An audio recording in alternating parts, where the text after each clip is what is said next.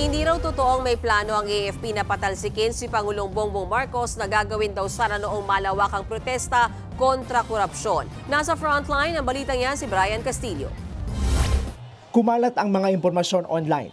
Nasasabayan daw ng kudeta ng militar ang malawakang protesta kontra korupsyon noong September 21 para patalsikin si Pangulong Bongbong Marcos. Kabilang daw sa nagplano dyan ang Armed Forces of the Philippines sa pangunguna umano ng mga retired official.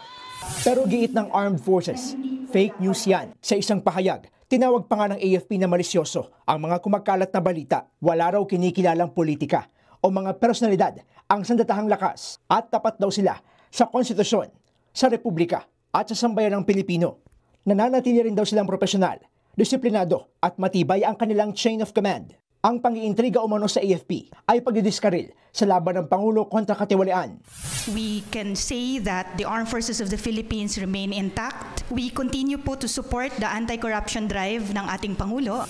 Nitong Martes lang nang aminin ng tagapagsalita ng AFP na nakipagpulong nga ang kanilang liderato sa retired officials. Pero wala raw itong ibang kahulugan at pinansya lang daw nila ang seguridad ng kanilang kampo.